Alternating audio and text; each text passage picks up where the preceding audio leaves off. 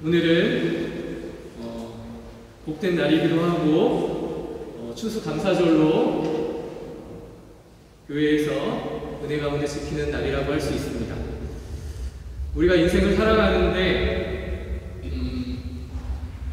여러 가지 귀한 선택과 결정을 해야 되는 시기가 해올 때가 많습니다. 그럴 때마다 우리는 하나님이 주시는 지혜로운 마음으로 그러한 선택과 결정을 감당해 나가야 되는 하나님의 자녀들입니다. 이 땅에 지혜로운 말씀과 은혜로운 말씀이 많지만 그 중에서도 제가 좋아하는 말씀이 하나가 있어서 소개를 하고자 합니다. 그것은 인생을 살아가는 데는 오직 두 가지 방식이 있는데, 하나는 기적 같은 건 없다고 믿는 삶과 다른 하나는 모든 일이 기적이라고 믿는 삶이라는 말입니다. 이 말은 여러분이 잘 아시는 아인슈타인의 한 말입니다.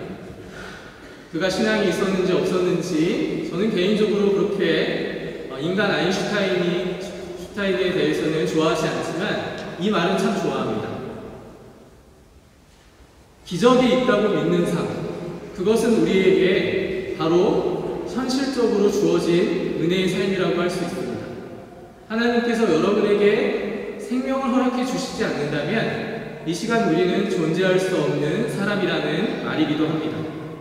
오늘 그 말씀 가운데 사도 바울의 이 감사에 대해서 말씀을 나누고자 합니다. 오늘 본문 말씀은 사도 바울이 빌립보 교회의 성도들에게 전하는 말이기도 합니다. 그런데 여기서 중요한 것은 3절 말씀을 보시면 내가 나의 하나님께 감사하다라는 표현을 먼저 하고 있습니다. 바울은 먼저 감사를 하나님께 표하고 있는 것입니다. 감사는 하나님에 대한 마음에서 나오는 것입니다. 인간은 하나님의 형상을 닮아 창조되었고, 그래서 하나님께 우리의 모든 것을 돌릴 수밖에 없는 존재로 창조되었다라는 것이 성경의 진술입니다.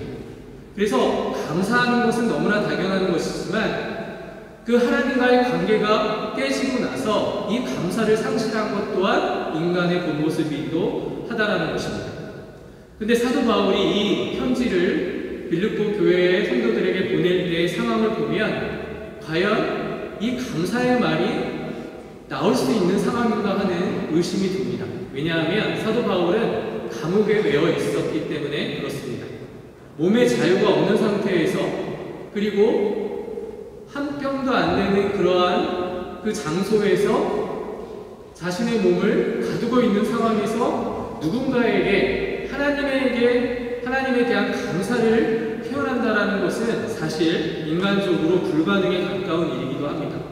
물론 우리야 결론적으로 사도 바울의 위대한 그 사도성에 대해서 잘 알고 있기 때문에 사도 바울이니까 가능할 수도 있겠다 싶을지 모르지만, 이건 사람이 가질 수 있는 그러한 그 성정이 아니라는 사실을 우리는 먼저 전제하고 이 말씀을 받아들여야만 합니다. 사도행전 빌립보서 1장 15절 말씀을 한번 보도록 하겠습니다. 빌립보서 1장 15절 말씀 PPT에 나올 텐데요. 제가 한번 읽도록 하겠습니다. 어떤 이들은 투기와 분쟁으로, 어떤 이들은 착한 뜻으로 그리스도를 전파하나니. 갑자기 이 말씀이 왜 등장을 하는가? 왜냐하면 사도 바울의 상황을 살펴보는 건데, 사도 바울은 감옥에 갇혔을 뿐만이 아니라 실제로 그를 심적으로 힘들게 하는 상황 속에 있었습니다. 사람이 몸만 다친 것이 아니라 마음이 힘들면 이 감사라는 말은 이렇게 내뱉을 수 없는 말이기도 하다라는 것입니다.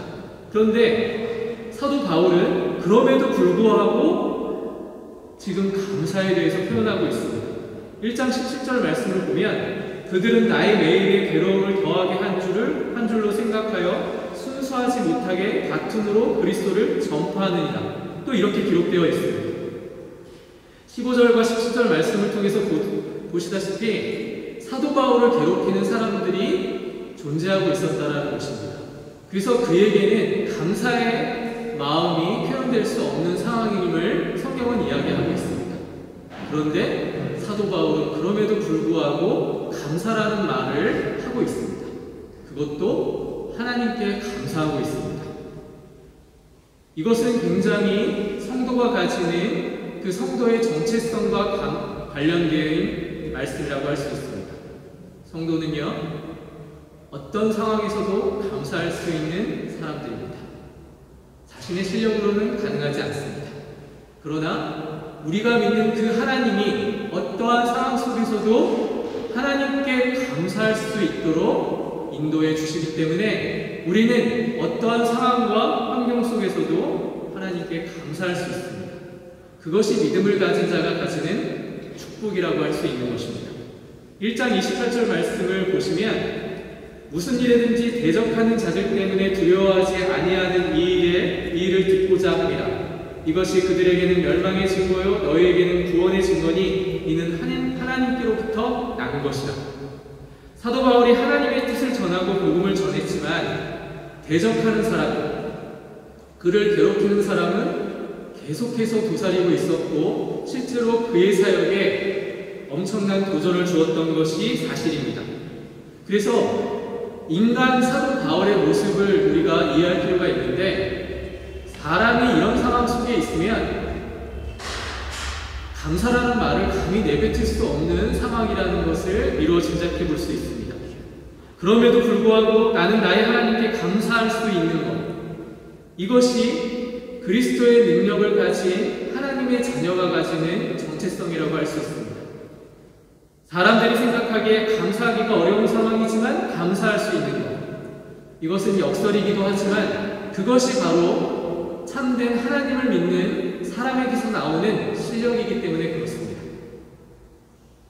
3절 말씀을 다시 보시면 사도 바울은 누구를 향해서 이 감사의 말을 하고 있는지를 표현하고 있습니다.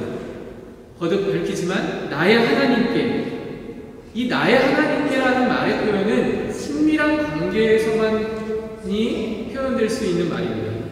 나의 하나님으로 부를 수 있는 것은 그분이 나의 하나님 되시고 나의 하나님 되심으로 말미암아 그를 책임져주고 있다라는 말입니다.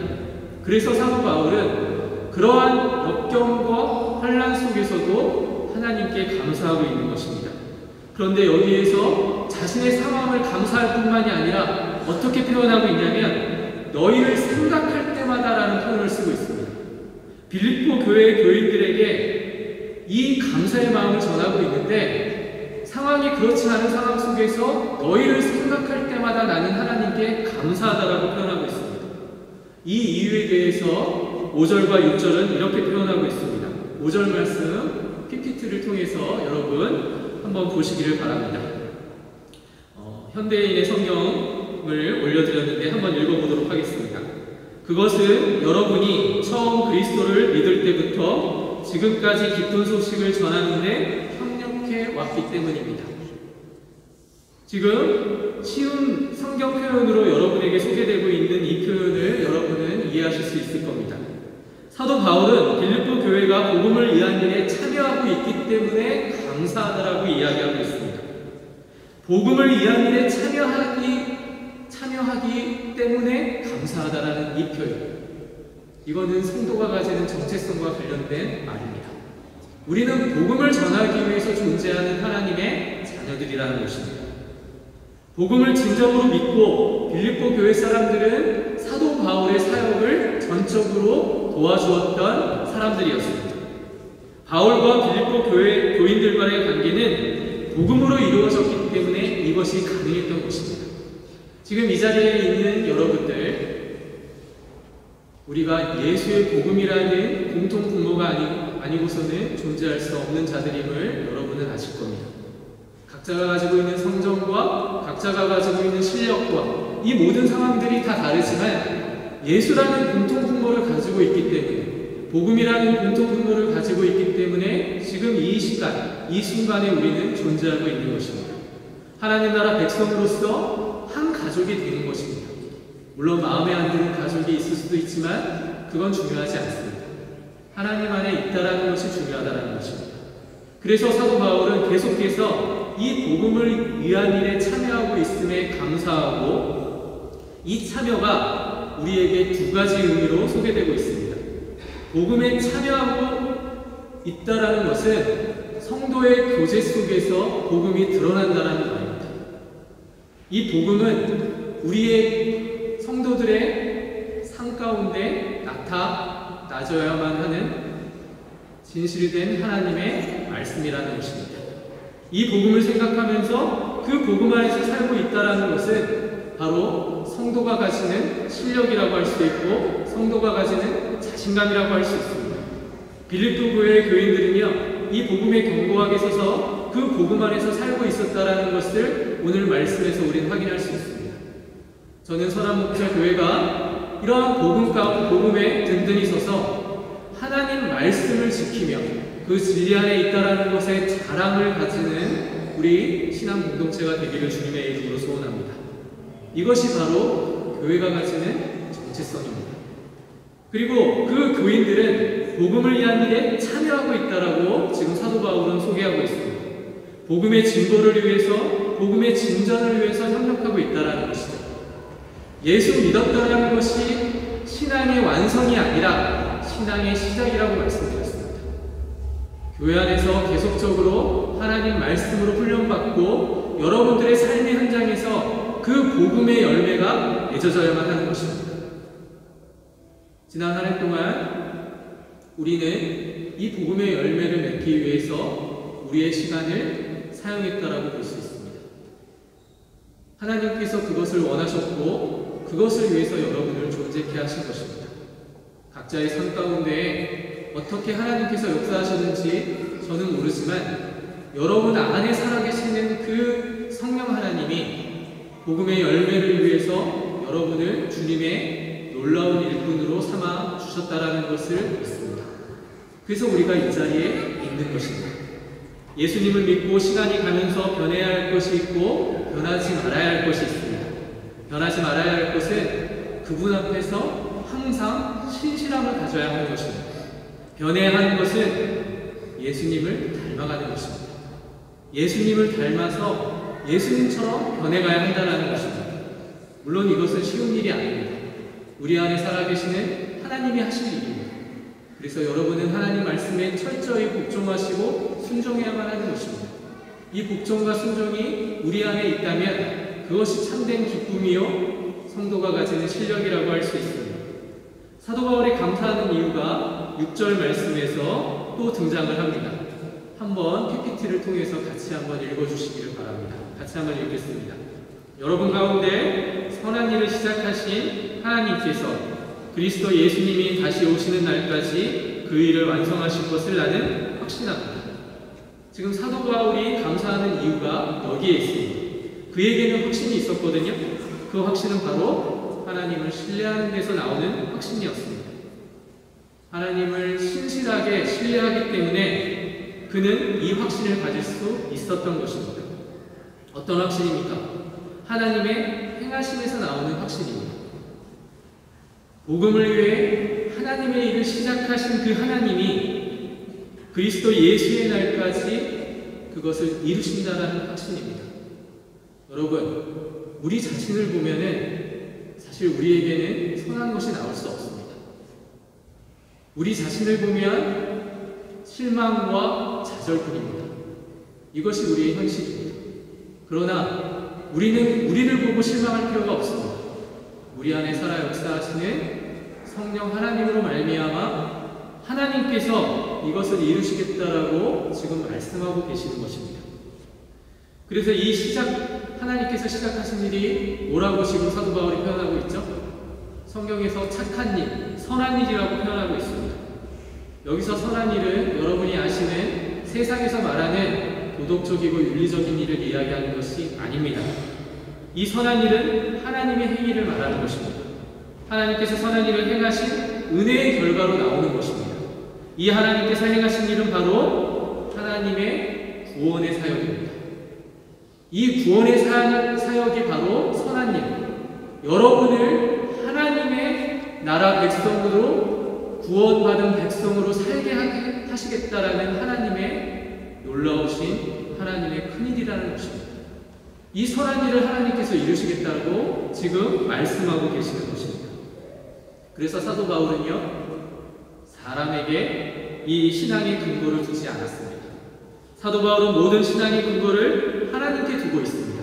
실제로 빌립보라는 지역에서 복음을 전한 사람은 사도 바울 자신입니다. 그러나 이 일을 시작하신 분이 자신이 아니라 하나님이라는 사실을 계속해서 밝히고 있습니다. 여러분의 일이 하나님의 일이 되시기를 주님의 이름으로 축원합니다. 여러분이 하시는 일은 하나님의 영광을 위한 일입니다. 여러분이 찬양하고 여러분이 여러분의 직장과 삶 속에서 행하는 모든 일은 하나님께서 여러분을 통해서 하시는 하나님의 큰 일이라는 사실입니다. 그것은 하나님이 함께 하시고 역사하시기 때문에 일어날 수 있는 일이라는 것입니다. 이 복음을 듣고 구원을 받고 하나님의 계획에 속하게 된 것은 하나님께서 여러분들의 마음 가운데 역사하셨기 때문에 그렇습니다. 그래서 바울은 빌립보 교인이나 바울 자신이 한 일에 대해서 자신의 영광이라고 하지 않고 하나님의 이름을 분명히 밝히고 있습니다. 10월 첫째 주 추수감사주일로 지켜지고 있습니다. 매년 오는 추수감사절이라고 할 수 있지만 어떤 이에게는 어떻게 보면 다시 올 수 없는 그러한 생명의 날이기도 합니다.